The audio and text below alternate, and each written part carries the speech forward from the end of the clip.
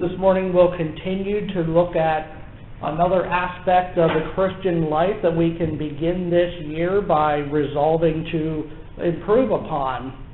And last week we looked at worry, and this week we will look at how we worship.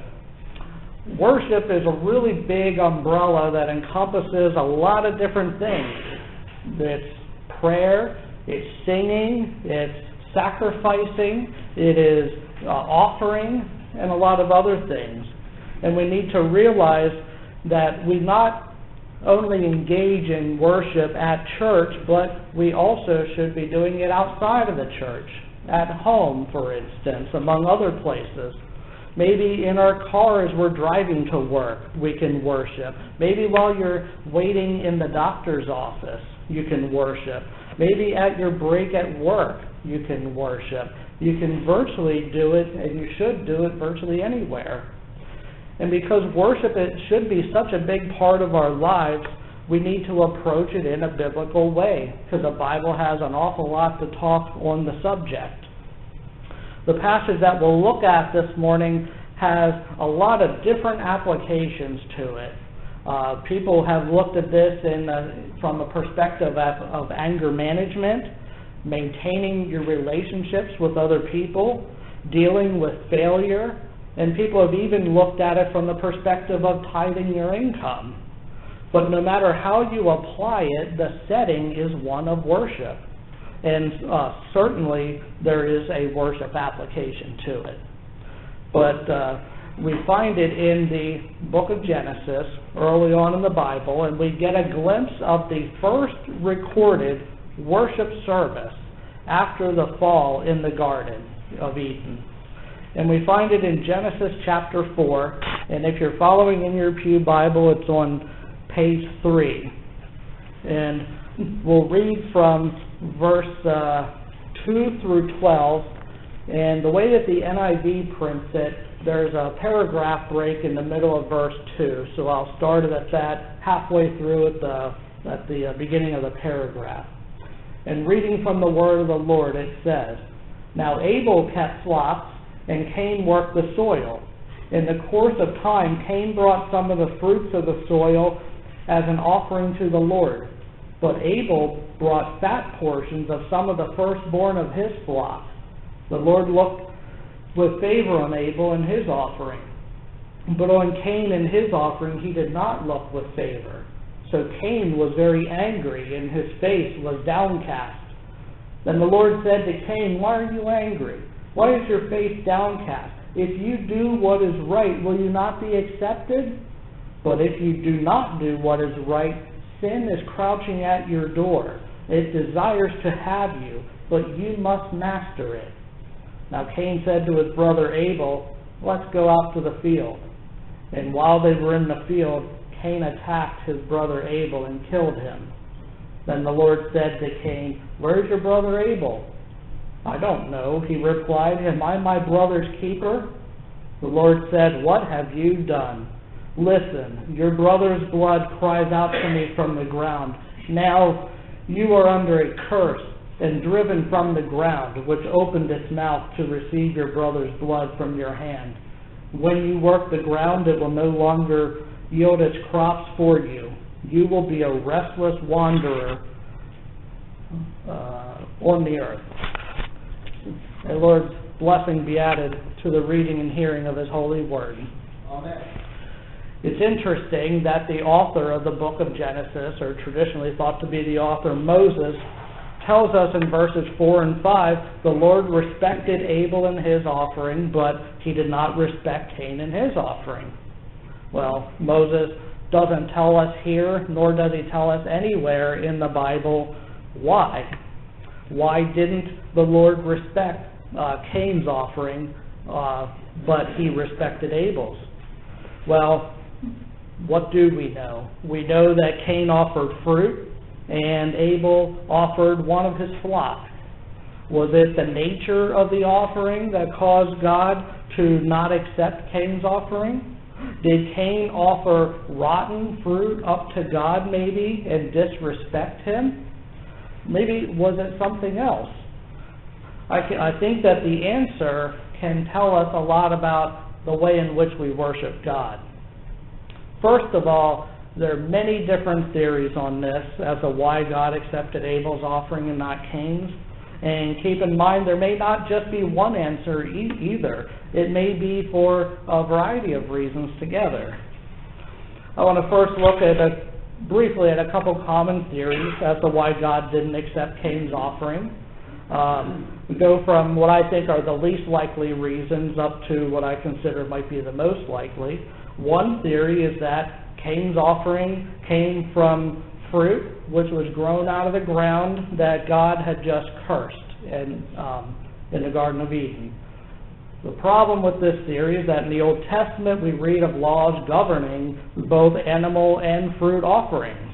So it's hard to believe that the offering from the cursed ground was not acceptable if it came from Cain, but later God accepts it from other people. Other people say that maybe it's because Abel's sacrifice contained blood, while Cain's didn't. Blood, the Bible tells us, is the only thing that can atone for sin, and maybe that's why God didn't accept Cain's offering, because there's no blood in fruit. Problem with this theory is that we don't really know the purpose of Cain's offering. Maybe he wasn't offering it at all to seek atonement, and the Bible tells us of a lot of different types of offerings that are not for an atoning purpose. If his motive was for something other than that, then he wouldn't be required to sacrifice an animal in the first place, and therefore his fruit would be perfectly acceptable. The theory still may give us a little glimpse as to why God didn't offer that, or didn't accept that, but we really can't say conclusively. We would need more proof, and we simply don't have it from the pages of Scripture. Another theory has, I think, a little more credibility, is that maybe Cain and Abel both offered something that represented what they were both thankful for. And maybe it's something that meant a lot to them. What I mean by that is that for Abel, maybe his was a picture of the bloody atonement of Jesus Christ that he looked forward to, and Abel was thankful for the coming Messiah, while maybe Cain offered up the finest fruits that he could grow, which represented the work of his own hands. Maybe by doing this, was Cain chasing after a salvation by works? Something that he has created to offer up to God, putting the focus on him. The theory, I think, at least is plausible and maybe plays a role in it. One more theory that has been found to be valid is that the biblical descriptions of the offerings of each man. Verse 3 tells us Cain brought an offering of fruit of the ground, while in verse 4 we read Abel also brought of the firstborn of his flock. One word here makes a huge difference between the two offerings, and that word is first. Abel's is described as the firstborn of the flock, while Cain's is not described as the first of anything. And in the biblical language, there's a different word that would be used if Cain's was the first fruits, but we don't read that here. In the biblical context, first sometimes means order. Okay, I did this first, second, and third. But it can also mean first in terms of quality, the best quality. So if Cain wanted to offer the first fruits as a sacrifice to God, he would be justified in selecting the best of what he has grown and offer it up. Not necessarily the very first ones from the harvest, the earliest in time. You see, first fruits may come after the first that were produced. Regardless, it seems to be some kind of a difference in the quality of the offerings that each of the brothers offered up, where Abel's were superior to Cain's. Some say Cain's offering was not the best of what he had, and since it's not the first fruits, but you could also look at it another way. And maybe what Cain did is maybe he actually did offer up the best that he had, but his best was not acceptable to God. Well, why would this be? Well, look at it this way. If I want to brag to you about what a good farmer I am, or I have a green thumb in my garden, I'm going to show you the best of what I have created with my hands.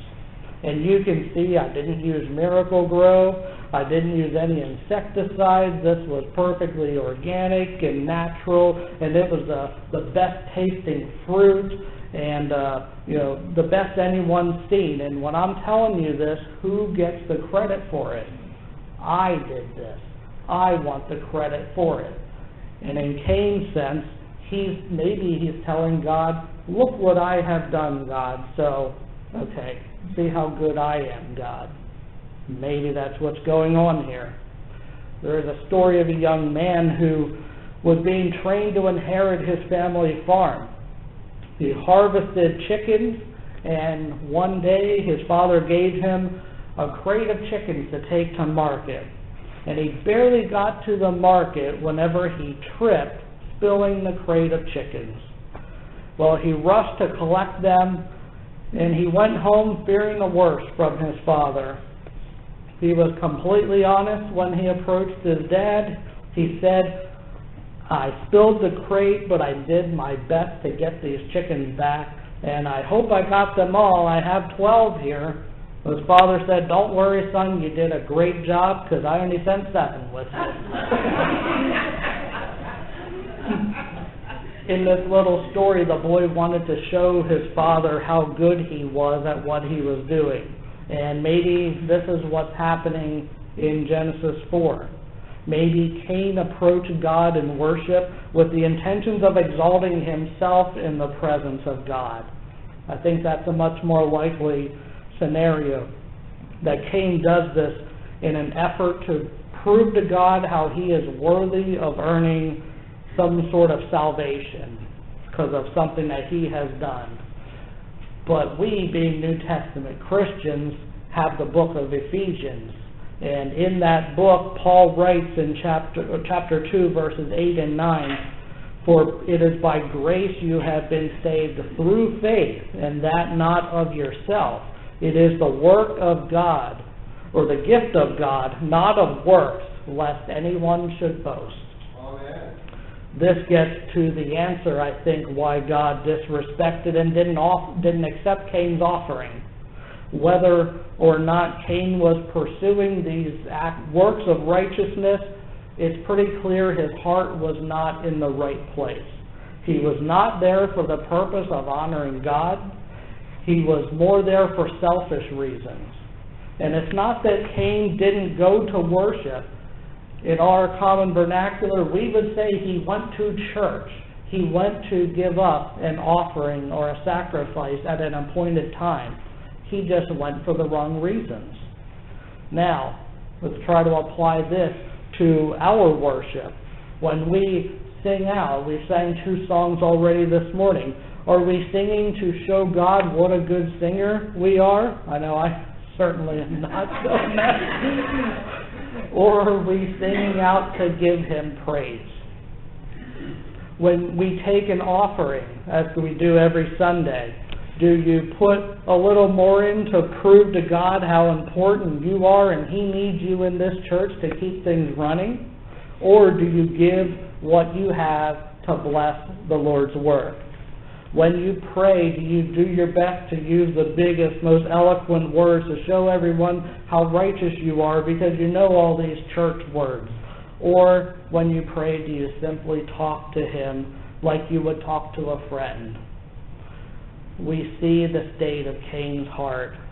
He was angry for God for not accepting his offering. And then we see this more whenever he later rose up against his own brother and took his life. Next, worship should always be done with faith. The book of Hebrews, chapter 11, verse 6, tells us, "But without faith it is impossible to please him," being God. "For he who comes to God must believe that he is, and that he is a rewarder of those who diligently seek him." Why else would Cain go into the presence of God without his best if he had faith? Whether you're trying to earn salvation by showing God, or if he was trying to show him what a good farmer he was, or if he was just not taking it seriously and horsing around, maybe he was just going through the motions, we don't know. But we do know that something seriously was not right here, and God called him out on it.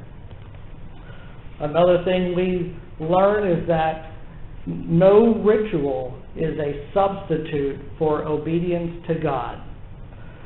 This goes back to going through the motions.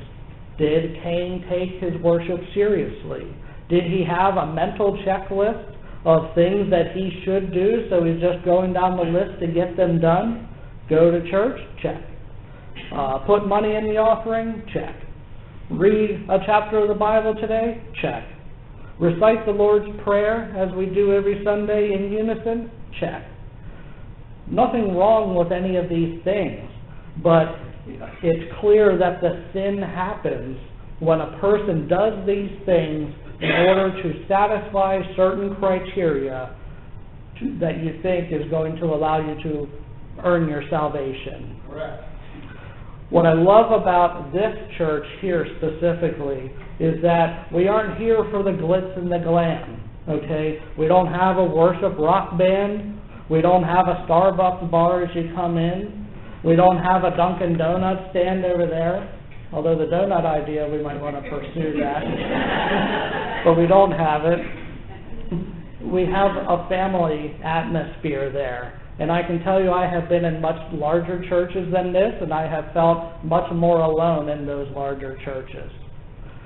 We are here to worship and praise God on every Sunday and to get refueled for the coming week. And I can tell you that on a Sunday afternoon, I have never thought to myself, man, we did a really good job of worshiping this morning. You know, it's not about us. It is about God. Are we prepared to give God the best that we have every Sunday before we walk into His house? Are we going to church just hoping that God's going to be a little bit more lenient on us come Judgment Day? We should never try to show off either in front of God, because He will humble you very quickly and directly like He did to Cain. And as I said, no ritual is a substitute for obedience to Him. Look at what happened after God didn't accept Cain's offering.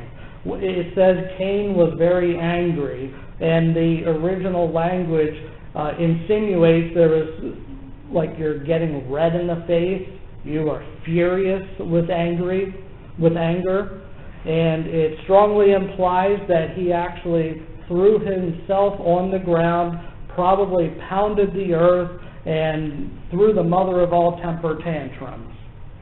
It wouldn't surprise me if maybe Cain even took his fruits and even threw them. I don't know. Your imagination can go wild wondering what actually might have happened. But despite that, God gave loving instructions to him by saying, if you do well, will you not be accepted? But Cain wouldn't be reasoned with. He took the opportunity to seek out his brother, to get an opportunity alone with him so he could kill him. This happened because Cain made that free will decision to go to God and worship, but withhold his best from God and to exalt himself instead.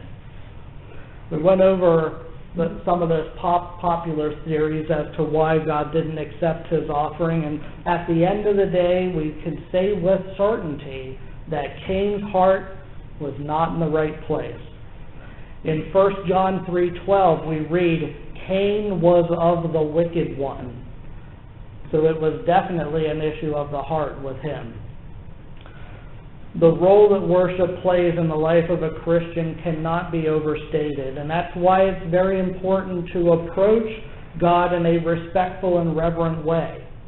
If you remember Nadab and Abihu from the Old Testament, they were the sons of the high priest Aaron. We read a story where they offered strange fire up to God. Well, what happened here? God consumed with fire, but not the offering. He consumed Nadab and Abihu. You see, God takes worship very seriously. And whatever the motives, we know Cain's were not pure, as is evidenced in his resulting actions. If he was humbly doing his best, he certainly would not have thrown a fit whenever God didn't accept it. And he should have heeded God's warning to be better, because, as God says, sin is crouching at the door. Instead, Cain embraced the sin, and it overtook him, and he killed Abel. But if our motives are pure, our worship will be an experience that we will desire and we will look forward to. It will be rewarding and we'll never regret it. Sometimes we go into church and we're just not feeling it, okay? Maybe the things going on in our lives, whatever the case is, but our worship is not for us. It's for God. I'm going to close by saying that in the Old Testament, David, one day, he wasn't feeling it either when his newborn son died. But we read one of the very first things he did after learning that his infant son died was he went and worshiped God. We owe it to God to give him our best worship all the time. So this year, I challenge you that if your worship isn't quite the best that you can offer, make that effort to honor God and to give him the best that you can. And it's not because you're showing God how good you are, but because you simply want to give him honor and glory that he deserves. Let us now go to him in prayer.